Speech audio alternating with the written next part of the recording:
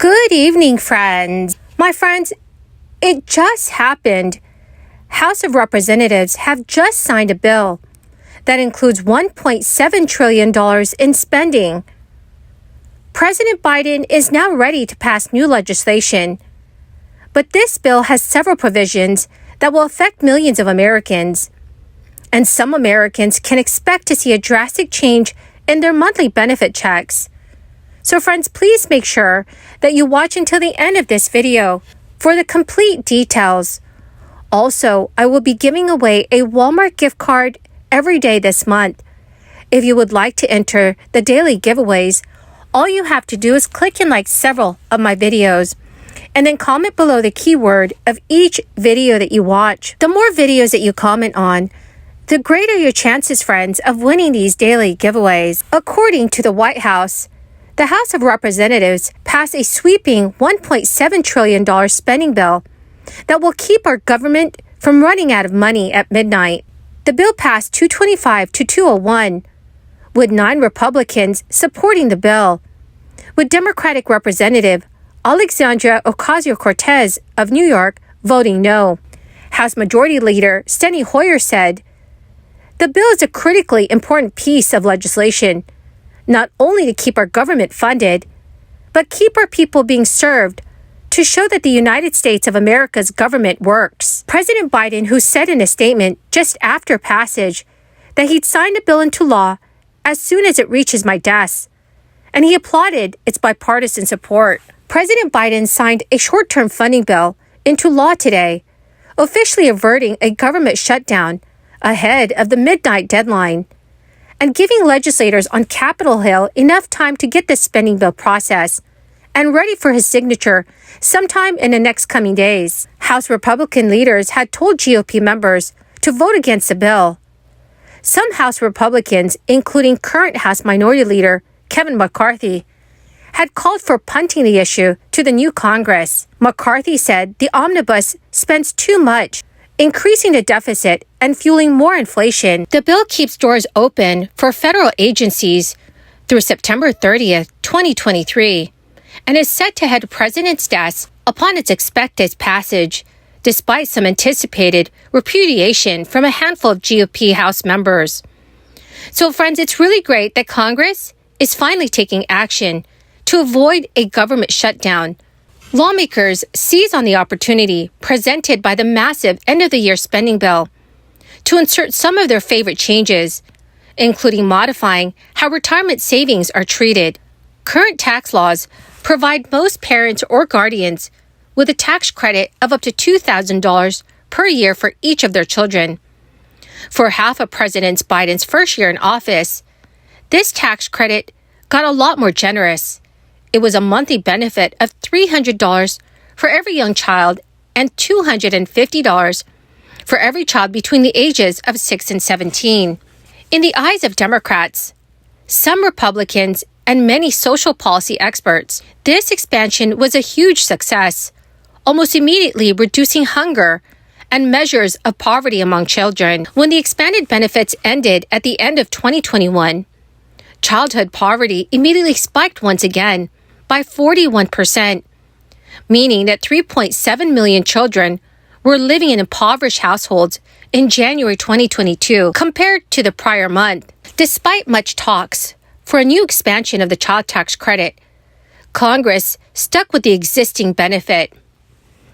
Also, friends, companies that take on debt and then pay interest on that debt can treat those interest payments as a business expense and deduct them on their tax return.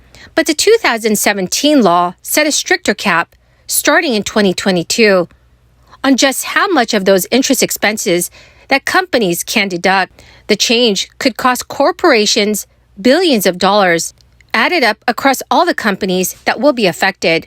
New retirement proposals poised to move forward in Congress now include a boost for emergency savings. Plan providers will be able to automatically enroll employees in separate accounts, where they can set aside up to $2,500 for near-term needs alongside their retirement funds. Another provision lets plan participants withdraw $1,000 per year for emergencies without any penalty, though some restrictions may apply, but a proposal that would take that further and allow for separate standalone emergency funds outside of retirement accounts did not make it into the legislation.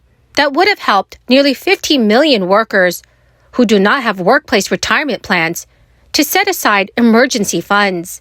Other advocacy groups are also pushing for more financial relief, specifically for seniors and retirees, in the form of monthly benefit boost.